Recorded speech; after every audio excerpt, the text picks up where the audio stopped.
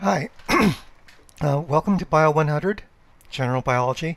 My name is Jeff Ihara, and I'll be your instructor this semester. Now, what I want to do with this little video is to go through how to make the course work. Obviously, you've made it to this page. This is the announcements page. You're probably looking at this video right around here. So I'll assume you've gotten this far. There's a syllabus. There's going to be a lot of opportunities for us to talk about what's going on with the course when we actually meet on Wednesday. I'm hoping that you're looking at this before our actual meeting. But I wanted to give you this little introduction as to how the course is going to work. Now, you'll probably notice that our content is here on the left-hand side, Module 1. This link on the navigation bar on the left. You click there, and it'll actually take you to our Module 1 page. Now, within each module, excuse me, scratch my nose. Within each module, there's going to be a little introductory video. You have to have QuickTime loaded on your computer. I'm assuming most of you know what that is. If you need any help, you probably need to contact the help desk, student help desk. And on this module intro, it'll tell you that there are 4 instructional topics here. In Module 1, for example, the topics are syllabus, Topic 1, scientific method, properties of life, and natural selection. And there's going to be a little bit of an introduction in the video that plays right there. Initially, it tells you this. Initially, you're only going to be able to see the first topic. Okay, so if I scroll down, you'll see, yeah, here's topic 1, the syllabus. Here's the first mini quiz. And then it doesn't really give you any more topics beyond that. Topic 1.2 will be coming on after you pass Mini Quiz 1.1. Okay, so it's I set it up kind of like a video game. You have to pass level 1 before you get to level 2. All right, so there's the challenge. In going through this, you have to get through 4 topics and pass 4 mini quizzes for the first module. Some modules have 4 topics, some modules have 5, and you'll need to get through all the topics in Module 1 before you'll have access to the topics in Module 2. It's basically going to be the sequential thing where you have to pass the previous step before you get to the next step. Okay? Okay, I'll walk you through that. And I want to just go through that sequence with you pretty quickly. I've got another page over here in Photoshop. And this is the general overview. This is the flow. But I'm going to erase this so we can go through it sequentially and you can see what you're supposed to be doing. All right? So starting off with a Module 1 intro. You'll look at the little video. Jeff talks for about a minute, maybe 2 minutes sometimes, and then you'll go right ahead into the first topic. And there's some readings. There's usually readings from the textbook. Obviously, for the syllabus, you don't have readings from the textbook. There'll be the lecture, which will be some type of web page. A lot of times, the web page will contain videos. And you'll need to go through all that instruction. There's some concept check questions sometimes, and then once you're done with the lecture and the readings, then you're ready to take the mini quiz. The mini quiz is basically set up to make sure that you have gone through the instruction. All right. So you need to pass minimally, like I think the bar is going to be set at, you have to get 50% of the questions right on the mini quiz, and at that point you'll be able to have access to the next topic. Obviously, I hope it's going to be doing better than 50% on the multiple choice questions, because let's face it, 50% on the questions is not going to be a passing grade. All right, just so you know. And once you're done with the mini quiz, then you could repeat the same process for the rest of the topics in the module. There are 4 or 5 topics in each module. And then at any time during this process, if you want to go to the discussion board and post, there's a little blurb within the first topic, the syllabus. I have a little video showing you how to go to the discussion board. And you can go there. You can answer some of the pre-posted questions. You could respond to what other people have posted.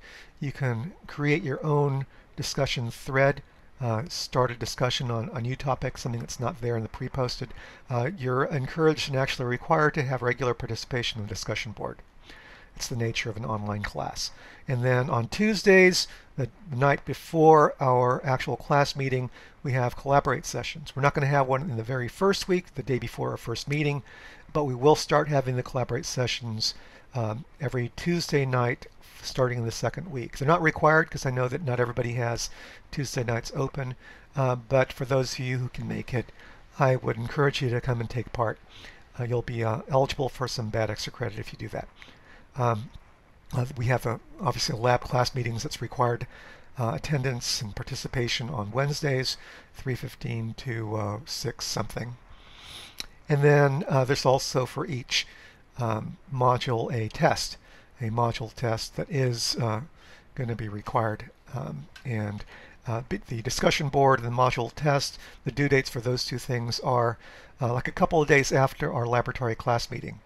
The readings, the mini quizzes, basically coming through all 4 topics and completing all 4 mini quizzes, the due date for that is going to be the laboratory class meeting. So you need to have all the content done well in advance of the laboratory class meeting, but the module test and discussion board are not going to be due. The deadline for those is not going to be until a couple of days after our lab meetings. Okay. Now remember that you'll be completing the instruction for Module 1 presumably in the first week. And then after week 1, basically at the start of week 2, I'll expect you to be starting on Module 2. And that's going to be, you'll be available, I mean, the content will be available to you starting as soon as you complete the last mini quiz for Module 1. Okay, so this is going to be a cycle that you go through. We'll go through several of these modules 1, 2, 3, and 4, and then there'll be a week of pause. We won't have any new content during that 5th week of class, but you'll have an opportunity to go over the content, do a little review, and then we have our examination the following week during our laboratory class meeting. Okay, so I'm going to go back to the page here, and I'll kind of walk through this with you. So you go to the syllabus, you click on the syllabus, ding, and it goes to the syllabus. And here's, this is actually last semester's syllabus. I haven't revised this for this semester yet. It goes on and on and on and on. Really, really long syllabus. But that's kind of like what you have to have to cover all the bases. And at the end, there are a couple of videos, and one is on generally information about the syllabus, and these are going to change a little bit. There's a little demo on how to do the collaborate sessions. It will require a little bit of time because it requires a new client to be installed into your computer if you haven't used Collaborate before. So in other words, you're done, you finish with the syllabus, and then you go back to the topic page, and then you can click on the mini quiz. Remember that right now, there is no topic 1. What happened? As for right now, underneath the mini quiz 1.1, there is no topic module 1 topic 2, right? After we do the mini quiz, then you'll see the second topic appearing. Okay, so the first thing you do when you get to a mini quiz is it asks you, do you really want to start this? Gives you a chance to back out, right? And you say, yeah, I want to start this, begin. Now these mini quizzes are set up so you can take them as many times as you like. So there's no pressure on you. You can just go ahead and answer them. You can answer them all wrong and take it again. It's only going to save the very last time that you have you do this. So answering questions. Don't pay attention to what I'm doing here because I want you to do these all on your own, right? And I'm just answering these sort of at random. I just wrote this. And you get to the bottom. You're not going to be able to see the very bottom of my screen here because it's off the area of what's visible to you. In fact, I need to move this whole window up a little bit so I can get at the save and submit. Okay. So you click on OK, and there's another OK box for you to actually see your results. I can make you see that. I'll try to get you to see that. Oh, yeah, see? There's an OK box down here. You click on that, and it'll actually tell you what you got. All right, so I got 6 out of 8, right? And it'll tell you what your answer was, and whether it's right or wrong, you can see whether you got it right or wrong based on whether you got 0 out of 1 or 1 out of 1. Now these the actual points on these quizzes is going to, each mini quiz is worth only 1 point, but your score is going to be something out of 8 on quiz 1, might be out of 10 or 11 depending on the quizzes, but you're not actually going to get 8 points in the book. The actual score here is going to be 1 point. It's basically a little challenge to make sure you're doing the content before you move into the next bit of content. All right. So now that I've passed this quiz, I should be able to go back to the page, and if I go back to the page here, go back to Module 1.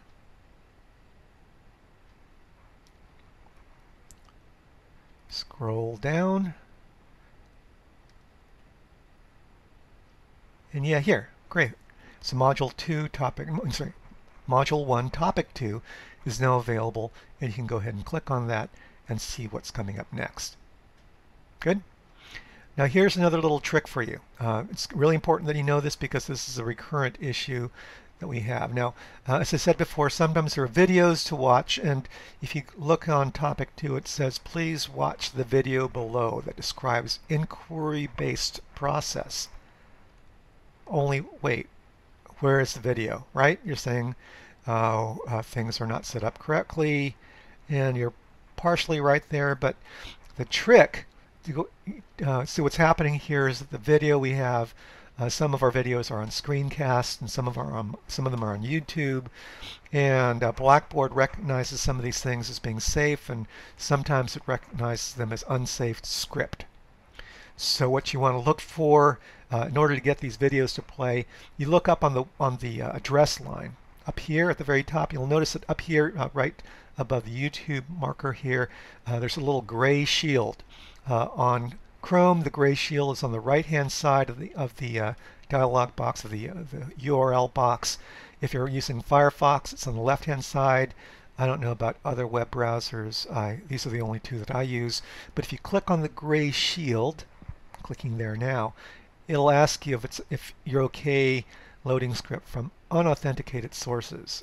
Unauthenticated in this case means screencast. But if you go ahead and click Load Unsafe Script, it'll say, okay, let's look what's there. It'll take a while to think about this, and it should load up the video that you guys are supposed to watch. See, there you go. So then you'll be viewing the video.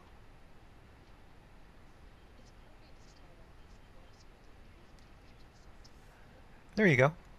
So that's our first video, and there's a concept check that comes below that. And what you'll want to do is you want to do these concept checks. There's an answer key. Sometimes they have answer keys, sometimes they don't. There's some harder questions at the very bottom. These harder questions and the concept checks are often going to be there in the mini quiz. On the mini quizzes, if you have any questions that are not multiple choice, they don't count toward the 50% bar that you have to pass. Okay, so you have to pass the multiple choice and the matching questions at 50% or better in order to get to the next topic. All right. A lot of these discussion forum prompts are there in the mini quizzes. If you have a good answer to those, I would say go ahead and get over to the discussion board and post your answer. You need to have like a regular posting. You don't want to post too much because you want to leave some things for other people in the class to do. Okay, so if there's one person that posts answers to all the discussion board questions, leaves nothing for other people to do, that's not too nice, right? So use some restraint as you're doing this, and everybody will be happy. Okay, that should be enough to get you a nice start on the content, and I look forward to seeing you at our first meeting on Wednesday. Bye.